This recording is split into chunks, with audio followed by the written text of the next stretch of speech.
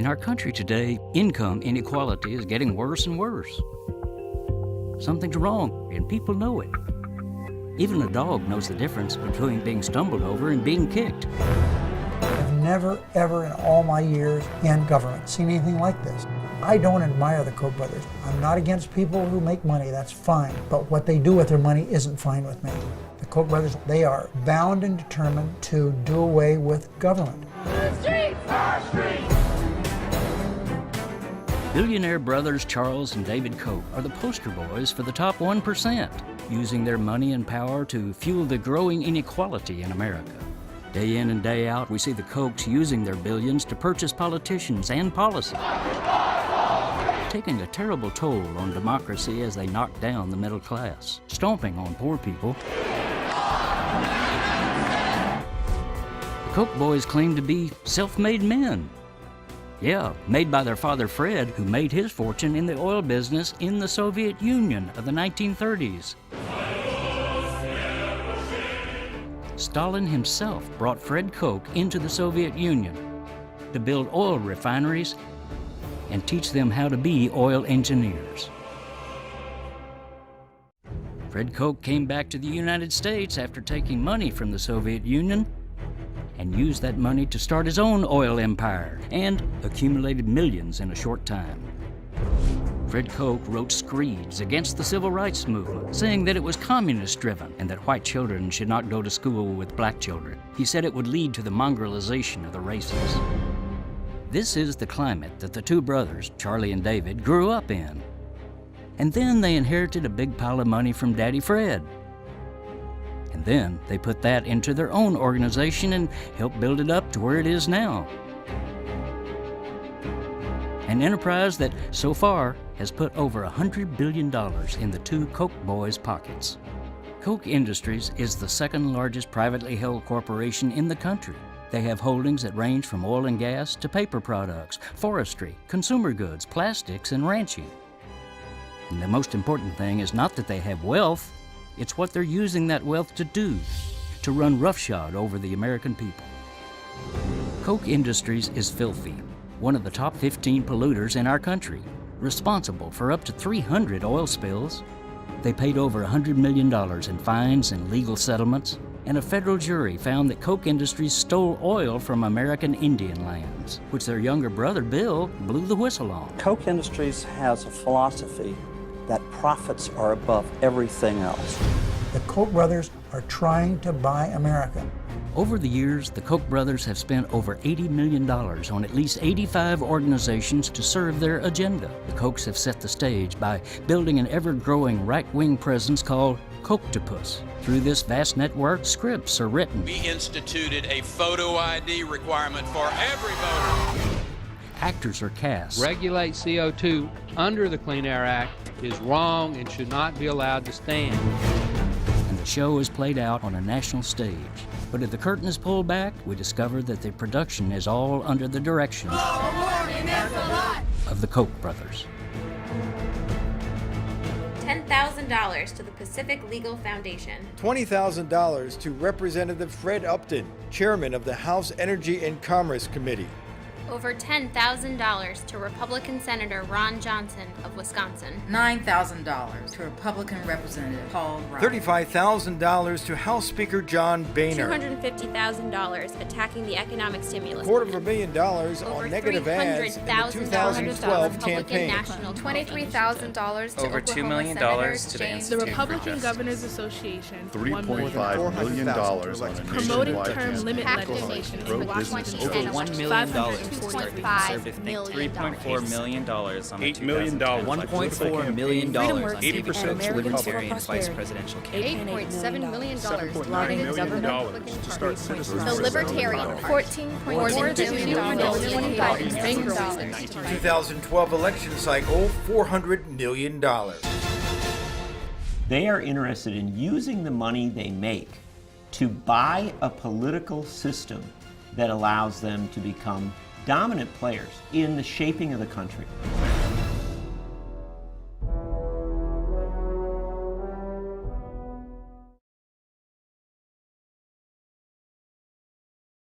A blockbuster decision from the Supreme Court today, opening floodgates for companies to spend all the money they want attacking political candidates. In a major 5-4 decision, the court gave them more power to spend as much money as they want. I mean, I think this is a political game changer. It's historic. It's a grenade. The Supreme Court reversed a century of law that I believe will open the floodgates for special interests. Citizens United is a perfect example of how the Koch boys worked to create a legal decision that supports their efforts. First, 2 of the justices on the court, Antonin Scalia and Clarence Thomas, have attended private meetings sponsored by the Kochs, providing behind-the-scenes interaction. Second, the Koch brothers helped fund numerous organizations to prepare thousands of pages of legal briefs that were sent to the Supreme Court advocating unlimited corporate spending on political campaigns. And third, Ted Olson was the lead attorney representing Citizens United during final arguments in front of the Supreme Court. Today, Ted Olson represents Koch Industries' private legal cases.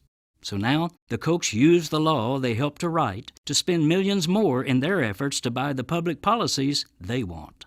What the Supreme Court said to the Koch brothers, you can buy the United States government. Why would you hesitate 1 minute to spend $1 billion, $2 billion? That's pretty good. Senator Kay Hagan is having trouble telling time. We like your insurance plan and doctors. And their health plans canceled. Healthcare costs are soaring. And families are losing access to the doctors their dollars spent on food and energy went to jobs in foreign countries. It looks like they already bought the House. The Koch brothers can buy the Senate. Then what's next? They're going to buy a president?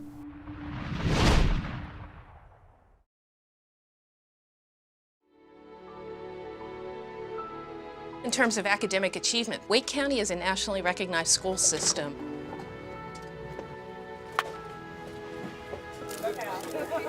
Because of the good schools here, the economy has actually boomed and prospered. Are they really trying to reverse all that we've accomplished in these last 30 years? Big money is definitely trying to change people's lives here.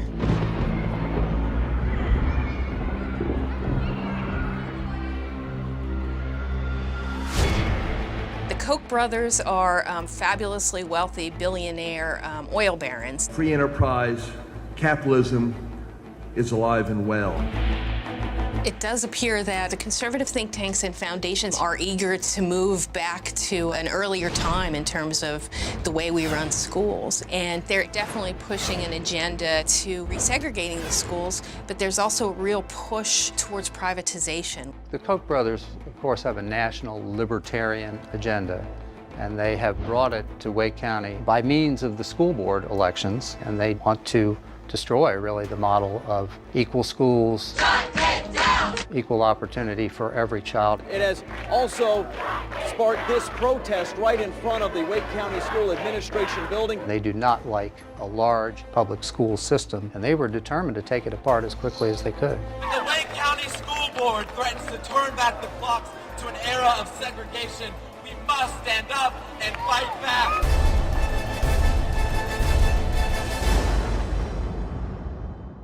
We're on the record talking about the most significant local school board election since the 1970s. Follow the money, you can see it, it's real. The connection between the Koch brothers and what happened here with the Wake County School Board could probably be best traced if you look at Americans for Prosperity. My brother Charles and I provided the funds to start the Americans for Prosperity.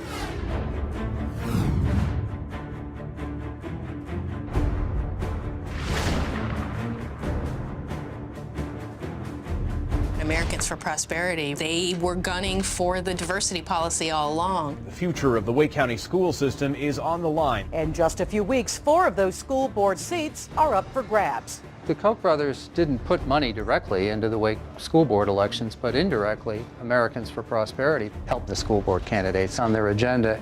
It's beyond my wildest dreams how AFP has grown.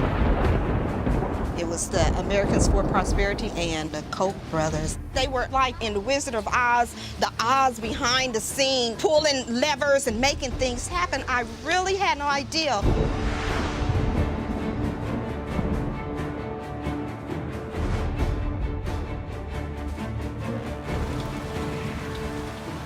We worked so hard running for school board, and to know that our opponents were backed by these billionaires. For me, my opponent, we had forums and debates, and she really pitched forced busing. The school board crossed the line with forced busing. Forced busing is absolutely a code word. It's a term bussin' used in the South by George Wallace. Segregation now, segregation tomorrow, and segregation forever. The voters in Wake County and North Carolina have rejected a forced busing policy. We are winning the battle against forced busing. My opponent, he just mainly talked about, he stressed neighborhood schools. Neighborhood schools, neighborhood schools, neighborhood schools. Neighborhood schools means we have our own schools and the blacks have theirs. So we heard loud and clear across this county, people wanted to go to a neighborhood schools model. We should have our right to choose our own neighborhood schools. He didn't talk about student achievement and helping all our schools get better. There are always ways to improve the education of our students.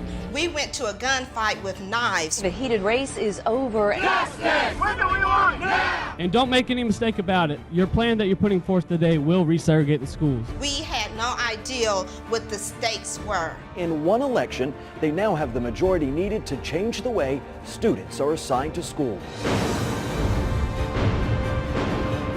A big shakeup on the Wake County School Board could now impact tens of thousands of local families.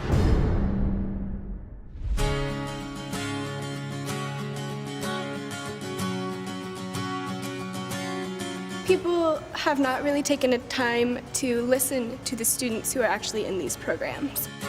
We met before 6th grade and we were in the dance ensemble together. We consider each other twin sisters. If it hadn't been for the diverse school system, I don't think we really would have had a chance to become such close friends. This pretty much describes my education since kindergarten. This is diversity. When you walk in our classroom and you see the different types of students and the different people, this picture really does represent what it actually is.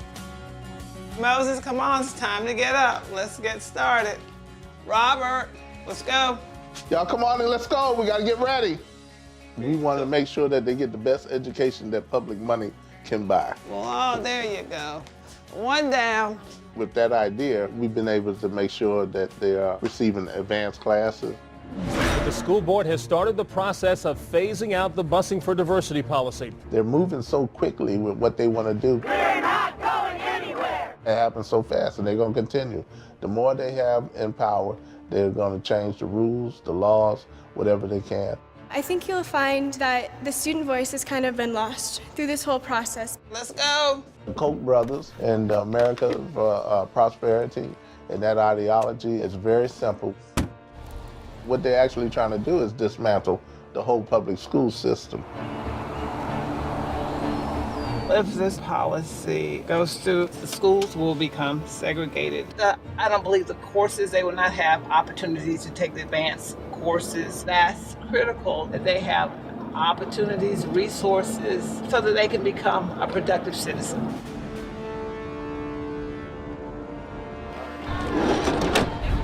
There would be enormous impacts on the schools, especially in the urban parts of the county. So you'd have an enormous concentration of poverty in that school. And with it comes all the related social problems. People aren't going to want to teach at that school, and suddenly education in that school is going to suffer.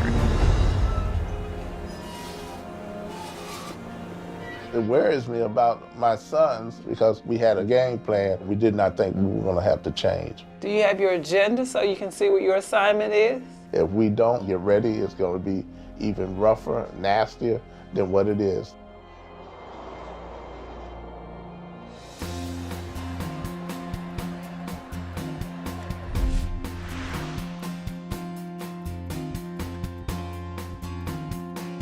I am a part of the first group of students moved. I strongly feel that it's racism. I strongly feel that it's segregation. And it was all by surprise, all on short notice. I've lost my communication with the teachers, relationships with the students. I'm just disconnected right now. The school board's decision to do segregation has really made it difficult for students like me to adjust and kind of grow. What happened here really woke people up. Battle lines are drawn for the issue of diversity in the Wake County schools. There was a tremendous outcry over what the school board was doing and tremendous resistance to moving backwards. People got really riled up and pushed back hard. Education is under attack. There were enormous protests at the school board meetings. We say no to Jim Crow.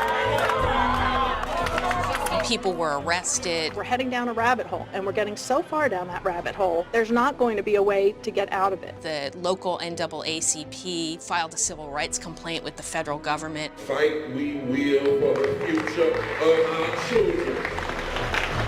They also filed a complaint with the accreditation agency. Backwards never, forward never. We don't want to be left out of this decision because we're the ones going to school.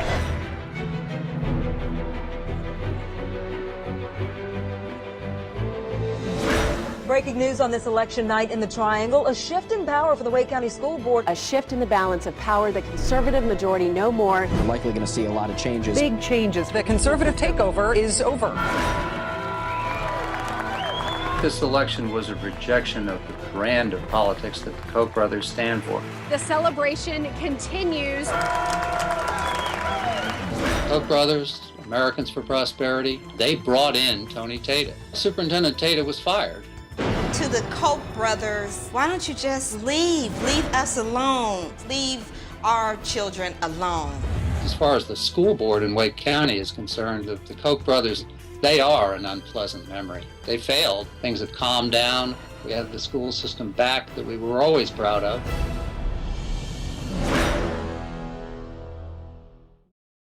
But they've moved on. They've set their sights now on taking over state government, which they've done. They've taken control of the state legislature. They elected governor in 2012 with a lot more money and much more openly since Citizens United. So the Koch brothers are not history in North Carolina. They're very much present. We're still at war.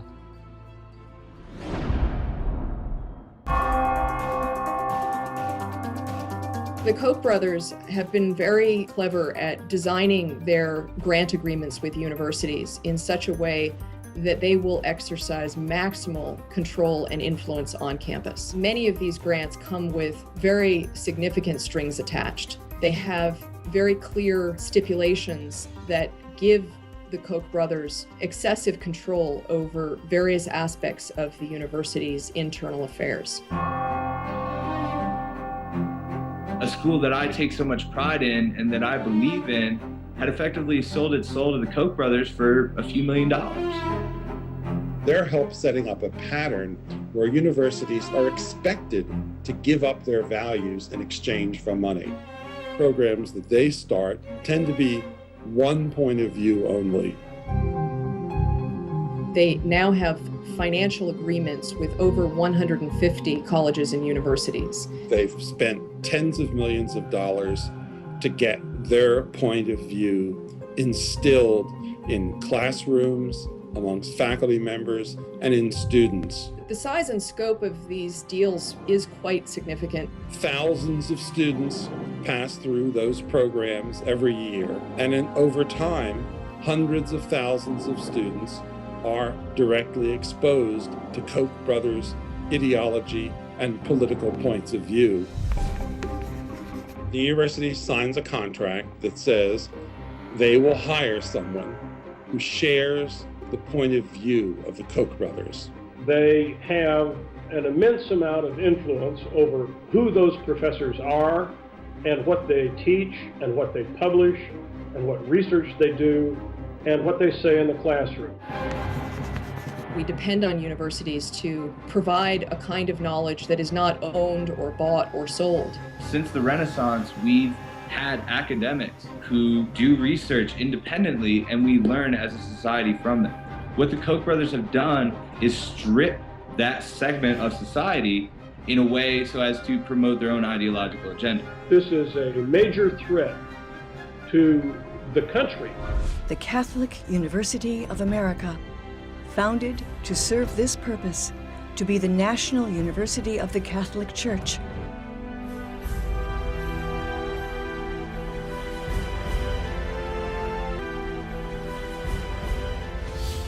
Almost immediately after the $1 million contribution, there were protests about the Koch's undue influence on the staff and faculty. 50 prominent Catholic educators signed a petition calling for the university to refuse the money, saying the Koch's philosophy directly contradicted Catholic teaching. But the Koch brothers continue to contribute with strings attached to colleges and universities. This is a major threat to our way of life. They are trying to use their money to influence the flow of American democracy.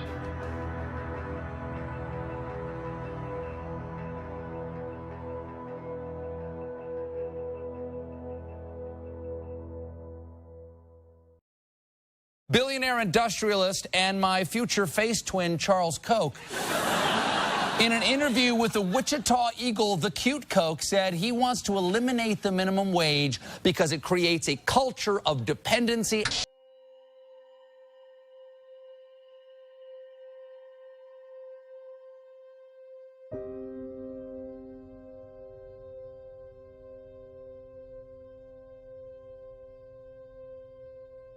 I'm living off of minimum wage. And a big hug, big hug.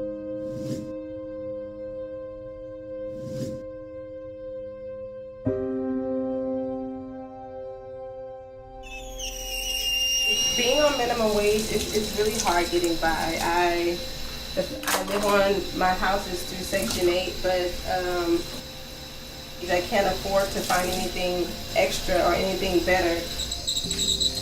It's really hard trying to get by. I think the fact that the Koch brothers are trying to take away minimum wage is ridiculous.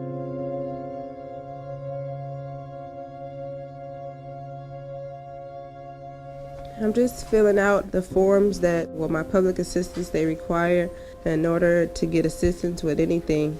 If minimum wage was just raised $1or $2, I wouldn't need public assistance.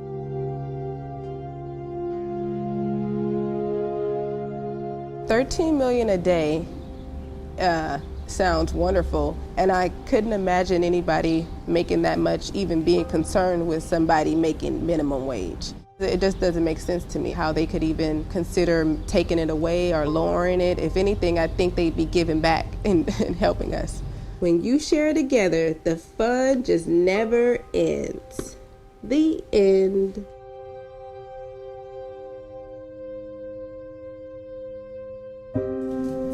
Well, I'm recycling our cans and our bottles. Sometimes we don't have enough money at the end of the month, but it makes me feel like what I'm doing at work isn't enough. I'm just a step closer to being homeless.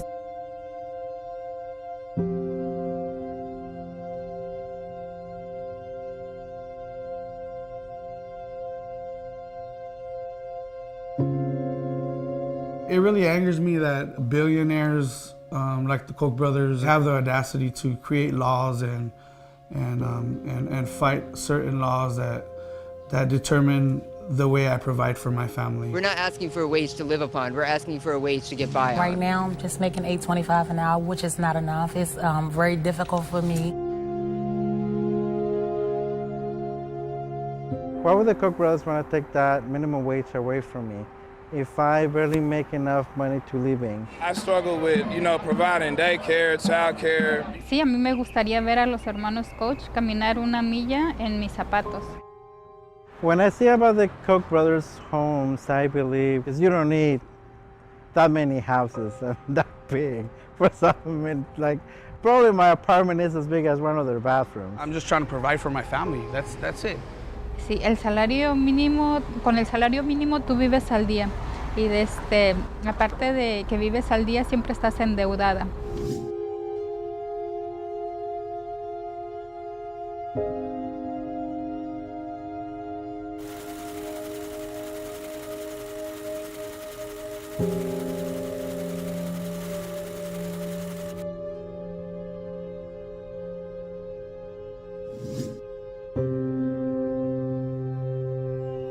The Koch brothers, they're doing wrong by, that's a great sin, is greed.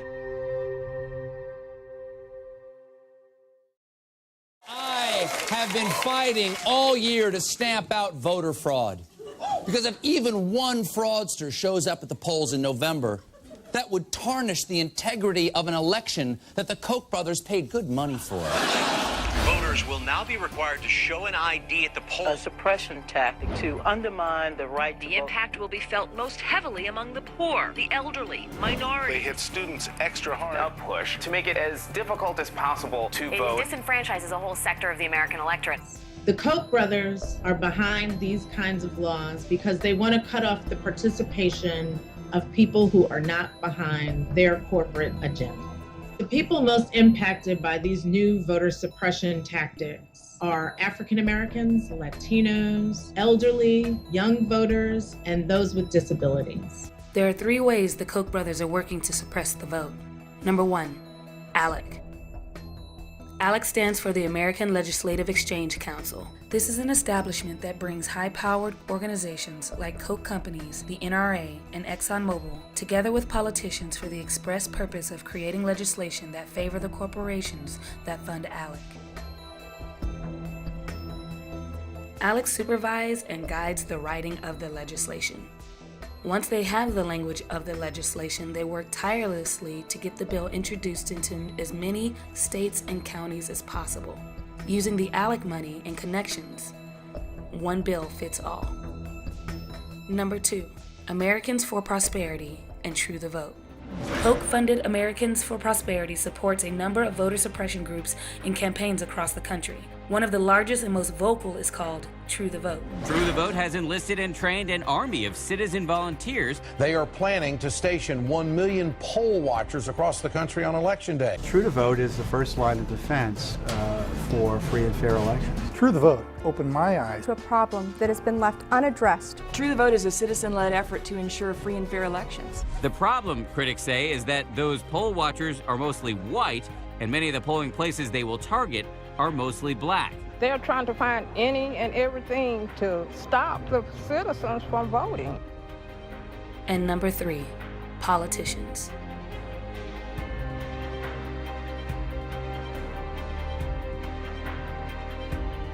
Protecting the integrity of each and every vote cast in the states. This voter ID bill, including voter ID. Voter ID. Common sense voter ID law. Get those IDs in people's hands. Photo ID requirement for every voter. These kinds of efforts are reminiscent of a much darker period in American history, when there were efforts to prohibit people from voting, particularly in the segregated South. This is the resurrection of those voter suppression efforts, and there certainly hasn't been this kind of money or this kind of organization behind them in a very long time. First at Kennedy, that's when I started voting. And then from then on, I've always voted. I'm gonna miss this one though, because I don't have nothing to, I don't have any ID. Somebody stole my pocketbook. Her purse was stolen 8 years ago, along with her birth certificate, and she says she can't get an ID. It's just such a kick in the teeth to old people, particularly, who have been voting as long as, or darn near as long as I have. There is a glitch on my birth certificate. I did register almost immediately upon my 21st birthday. That was 59 years ago. I have voted in every single election since then. I would have considerable difficulty getting a state-issued ID, and I would like to continue voting. I think it's my right.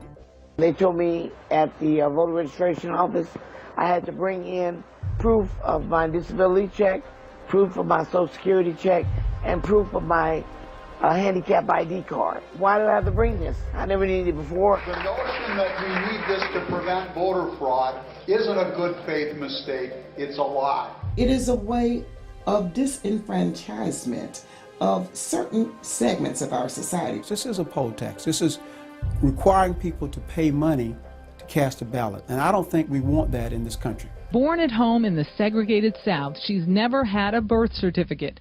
My grandmother, she insisted, never miss a voting day. I won't have no rights if I can't vote. 93-year-old Viviette Applewhite is the lead plaintiff in the ACLU's case over the voter ID law. I think it's a terrible law to make people not be able to vote because they don't have a piece of paper say ID on it. January 2014. a judge ruled that the Pennsylvania voter ID law is unconstitutional, which means that Viviette Applewhite is eligible to vote. Be able to vote. This is all I want to do, is be able to vote. The brothers and their allies are going to spend millions of dollars in these efforts. Citizens who believe in voting and democracy must fight back in all possible ways. Viviette Applewhite was able to hold on to her long-held right to vote because she fought back against the Koch brothers' suppression laws. Joy Lieberman in Missouri also took the issue to court and won. Alberta Curry preserved her record of voting rights of over 50 years because she refused to let her rights be stolen by the bogus voter ID laws backed by the Koch brothers. The reason that you target somebody's voting rights is it makes it easier to take away the rest of their rights. You come for that first, and the whole house of cards starts to fall. Why is voting important to me? Because it gives you equal right to do things. That's why it's important.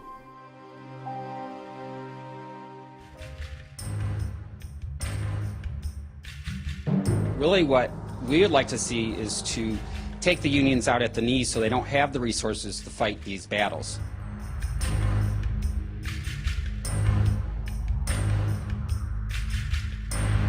This is a coordinated effort where you have ALEC and Americans for Prosperity, the Koch brothers and their allies spending millions and millions and millions of dollars to fight unions and to take this country backwards. The Koch brothers want to eliminate the ability for working folk to have power at either the ballot box or the bargaining table, so they try to eliminate trade unions. The Koch brothers not only want to destroy unions, but they want to destroy the lives of working people across this country. They do not want to have safety regulations. They do not want workers to be able to negotiate wages and benefits. They're attacking unions because they know that we stand in their way, and that we're going to continue to stand in their way, and that's why they're coming after us in state after state after state. There have been reports that the Koch brothers are exceeding the spending of the 10 most politically active unions. They are behind introducing legislation which rob public sector workers of collective bargaining, right to work initiatives where they are trying to convince folks that it's better to live in a union-free environment. What they've done is they've hurt a lot of working people who used to have decent wages who no longer have decent wages. The legislation says we shouldn't allow unelected bureaucrats to dictate workers should have the right to decide whether they want to be part of a union or not. Forcing workers to pay union dues. To not have to pay union dues in order to get a job. People have to join a union in order to get employed. To choose whether or not to join a union. Groundswell of support for right to work. Union bosses run a well-greased and raising employers' labor costs. The labor movement is one of the most important voices for justice in this country. Unions take away your right to choose where your money goes. Being middle class nowadays means we have to work harder, more hours for less pay. Kids, you can be the union boss. Spend forced dues on politicians and eliminate the right to vote. The only way that you're going to be able to exercise power, it will be through collective action. Workers' rights! Workers' rights! And now we turn to that showdown raging in the heartland. Thousands of union members taking to the streets. When the Koch brothers put all that money into Michigan here, they financed this thing. We are one! We are one! Union members from all across the Commonwealth have gathered here in Harrisburg. These workers see it as union destruction. The people who've been making all the money, they want what little we have left. Right to work is wrong! We want to take care of our children the way a working family is supposed to. Destroying what we have done and busting unions, and that is not right. Out-of-state billionaires just trying to damage the working people, and it's ridiculous. We need to shine a light on who the Koch brothers are and what their motives are. This threat is real. These folks are trying to buy our country, and we can't let that happen.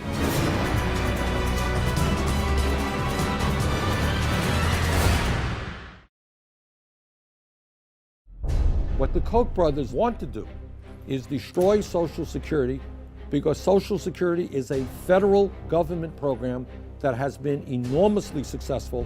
The Koch brothers are funding think tanks and other organizations which are spreading an enormous amount of disinformation about Social Security.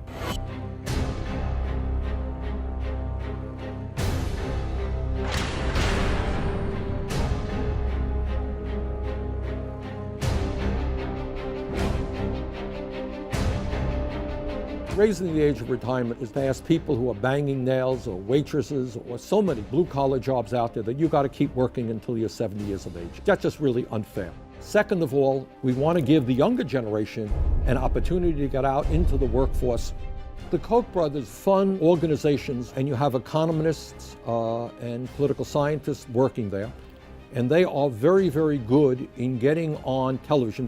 Raising the retirement age. I would increase the retirement age. You will probably have to increase the retirement age. We're probably going to have to raise the retirement age. And people will not know they represent an organization which is heavily funded by corporate interests. They are very effective in getting their positions out into the media. Should Congress raise the retirement age? If you raise the retirement age. Well, raise the retirement age. Let's consider the options. Let's raise the age. Raising the retirement age to 69. At the same time, the Koch brothers are putting huge amounts of money into campaign contributions. Very modest increases in the retirement age. And eventually getting the retirement age to 70 is a step that needs to be taken. The age on Social Security will have to go up. So you have an echo chamber which starts repeating a lot of misinformation.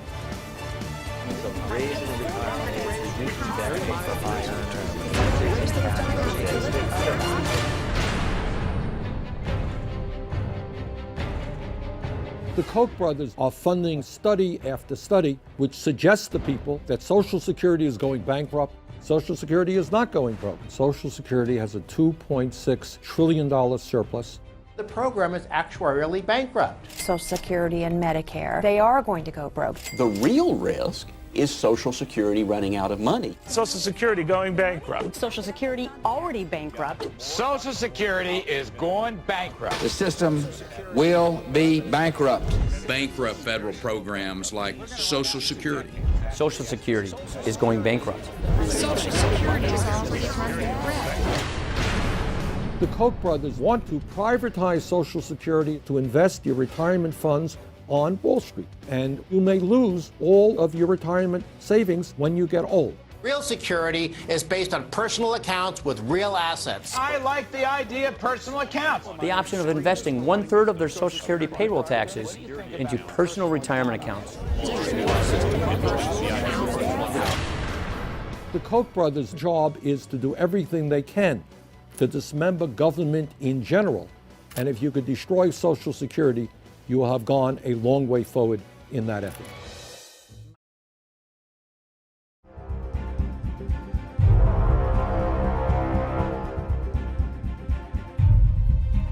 The Koch brothers are big oil personified, and they're carbon barons. They make most of their money running pipelines around the continent. This proposed Keystone Pipeline is a 1,700-mile fuse to the biggest carbon bomb on the continent. It is going to take the dirtiest energy, the so-called tar sands, and bring them down the United States. The Koch brothers, they'll have access to this unbelievable pool of carbon and hence money. There are trillions of dollars worth of oil up there. Any spill means that the dirtiest, nastiest fuel on Earth will be poured all over our country.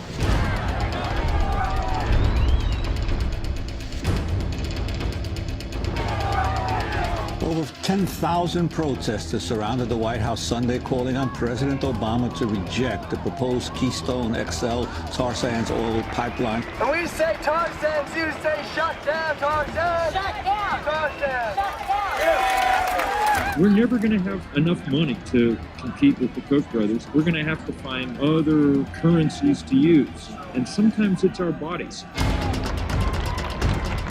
Over 2 weeks in Washington, 1,253 people got arrested. That was the largest civil disobedience action in about 30 years in this country. I myself was arrested on the first day of this protest and spent the next 3 days in Central Cell Block in D.C.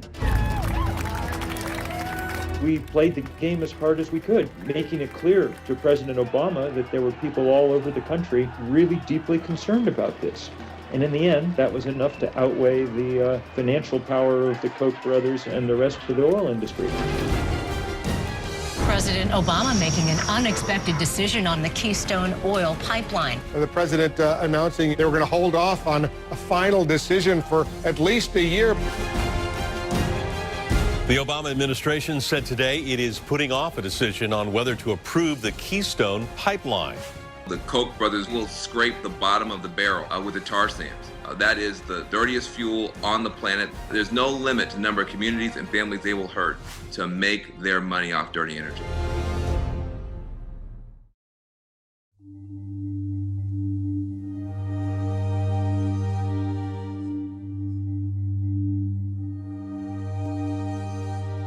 Something is wrong on this street, Penn Road, where I live. Something is wrong here in this community. It's killing people, just like it killed my daughter. I live on Penn Road. People call me Mr. Bowie because I'm a minister. I pastored church for 22 years in this area. I'm a reserve deputy sheriff, and I'm a senior citizen. This house is Mr. Warfield Gibbs. His wife, Bobby Sue Gibbs, passed away with multi-cancers a few years ago. I have to do this 3 to 4 times a day. This house here belongs to Mr. George Parker and it's Miss Ollie Parker.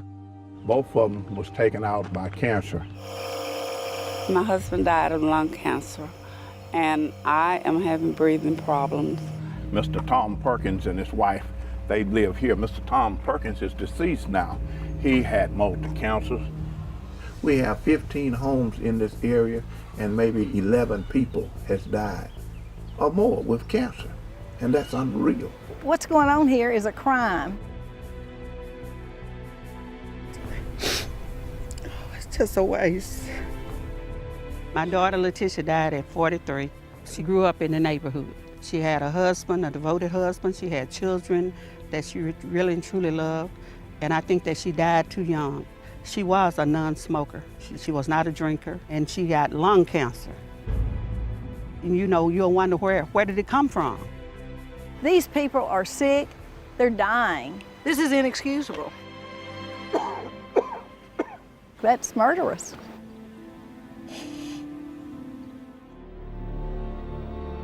Good to see you again. When I met Mr. Bowie, I could not believe what was going on in this neighborhood. I think it has to do with our environment, what we smell, what we inhale. We were deer hunting in the back, and we noticed that there was such a strong odor back there. The smell was so strong and so bad. It was awful.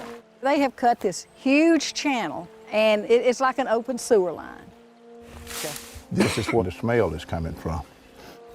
You can see the steam coming from this stuff. And at times it gets so bad, it's like a big cloud. And it gets up in the warm air, and it flows right over the trees where our property is. It causes the throat to be sore, eyes to hurt, nose, and it's hard to breathe in. The first time that I came here, I saw the color of the water. It was like an epiphany. This right here, it's private property, but if you could follow it in a straight line, you would be at Georgia Pacific's plant owned by Koch Industries.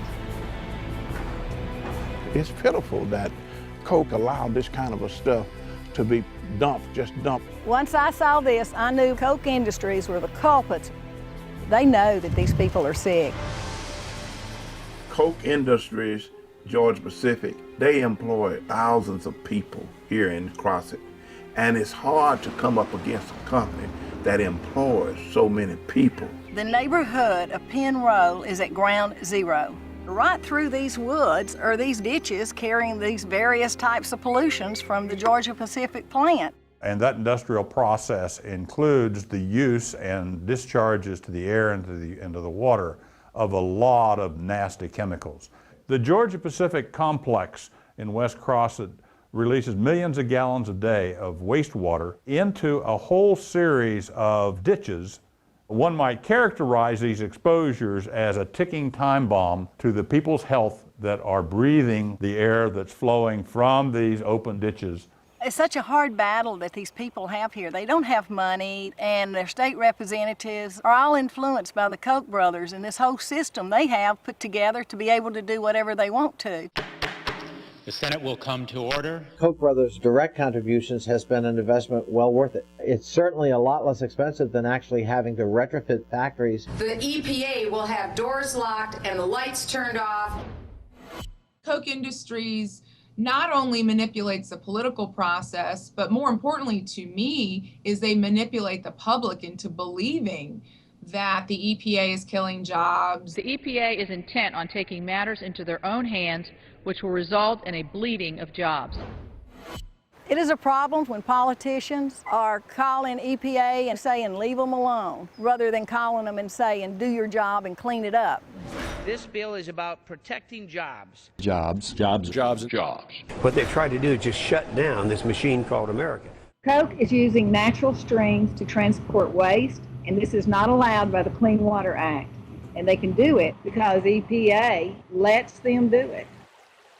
Koch Industries are repeat offenders of environmental crimes. Koch Industries is one of the primary sources of pollution in the United States. They have a history of serious and even criminal pollution problems. Koch Industries subsidiaries have paid millions in environmental fines. The Koch brothers are trying to stop the government from limiting greenhouse gas emissions. Government regulators have fined Koch Industries and its subsidiaries tens of millions for oil spills and pollution over the years. In 2000, a federal grand jury returned a 97-count indictment against Koch Industries in Corpus Christi, Texas. They were charged not only with emitting more benzene than they were allowed to, they tried to cover it up. Benzene is a known human carcinogen. People that are breathing benzene have increased risk of developing cancer. And that's known. It's not suspected, it is known. But the Bush administration worked with Koch to come up with a plea bargain. So it went from 97-count indictment to 1 count, the potential of $350 million to just $20 million fine. As an environmental criminologist, watching this case evolve makes me sick. They know they can get away with it. They'll just wait and be fine if they ever get caught, which in most cases they won't ever be caught because the EPA is understaffed and underfunded. The Koch brothers care more for their income than they do their neighbors, and people are constantly dying. It's just called cheap and not caring about people or rivers or the environment or anyone but their bottom line. David Koch, he can stop this, just as he donates millions of dollars to try to find a cure for cancer. It began 16 years ago when I discovered that I had prostate cancer and that I had not long to live. What kind of man is David if he has cancer and put all his money into research and then he's dumping in our backyard? Today my cancer is very much under control, and my doctor advises me that I have many more years to live. He was able to buy good medicine, to see the best doctors. The fact that this magnificent research facility has been named after me is probably the greatest honor I've ever been awarded. With David Koch, knowing that he has been right there where we, the people of this community, are now. And when you look around you and see people dying every day, then that's shocking to us. I've lived here for 39 years. My husband died of lung cancer, and I am having breathing problems, and I feel that I might eventually have lung problems. The Koch brothers, I'm reaching out, hoping and asking them to fix this problem, because we need help here. In the Old West, they called it being outgunned. They're outgunned by the Koch brothers. So I feel like their only hope is to make people realize what's happening here. If I could talk to Koch brothers face to face, I just really believe I'm dying now, you know, just a slow death what it is. The Koch brothers are killing me and my family. I feel that Georgia Pacific and Koch is responsible for my daughter's death, This is inexcusable, and something's got to be done about it.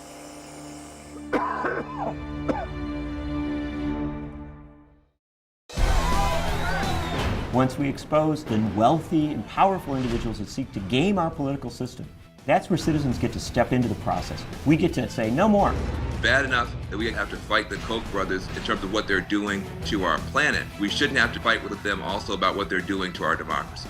Stop the Koch brothers! The big losers are those that don't have the resources being deployed by Koch. At the end of the day, this is a battle of wills. It's a battle between the Koch brothers' very organized money and people. We can change our politics. It won't be easy. It wasn't easy to take on the robber barons 100 years ago. Once we expose Koch brothers, that unlocks the door. People can beat money, but only if we decide to link up and to organize. Money in our political process produces undue influence, absolutely. We're not going to be bought and paid for by the Koch brothers.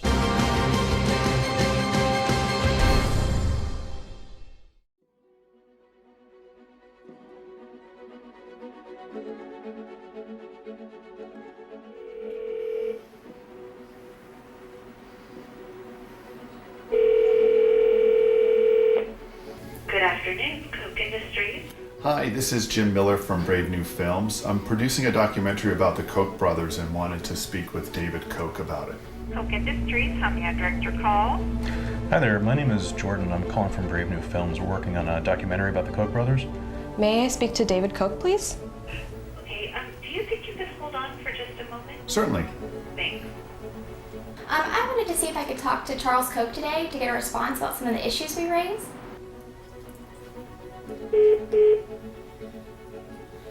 Just hoping I could get in touch with somebody or to Charles Koch directly to see if we can get their comment on a couple of things we raised in the film. He's unavailable. You know, I'm not allowed to do that, no. One moment, please.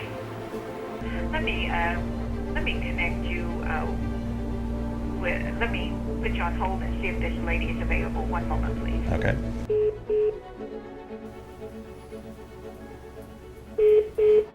He doesn't do voicemail. I could take a message. Sure. I just wanted to ask some questions. Okay. Oh, are you the person I should speak to? No, and the person you need to speak with is not available. Mr. Koch's office. Hi, this is Jim Miller from Brave New Films. I'm producing a documentary about the Koch brothers and wanted to speak with Mr. David Koch about some of the questions that we have. He's not available. Can I leave a message? Sure. Well, could I ask you to send an email with all the information and your inquiry to info@koch.com? Sure, I'd be happy to do that. I'd also be really happy with a voicemail. We'll start with an email. Okay. Well, I can almost assure you that you won't receive a call today. I would be surprised. Why would he hide the money he's spending if he's proud of what he's doing? Why he is attacking Social Security when it's essential to so many of our seniors. My next question is, why do you think it's right for billionaires to fight against raising minimum wage? So the director of the film, his name is Robert Greenwald, and he would love to talk to somebody. Greenwald? Yes, Robert Greenwald. Okay. And then also why, as a billionaire, he's fighting against raising the minimum wage. How does he continue to pollute people's neighborhoods around his factories? And how he justifies taking away people's basic rights to vote. Okay, well, I just want to make sure that we can get some answers. We're going to go public next week, and I want him to really have a chance to talk to us. We'd like to send him the documentary that we're working on. Is that okay? Can I have an address? Jim Miller, Brave New Films. I heard you the first time. Thank you. Have a good day. He's unavailable because he's not here. He's out of the country. And I look forward to talking with him. I would encourage you to send an email. So I am not going to be able to provide you with any answers today. Thank you. Bye. Bye-bye.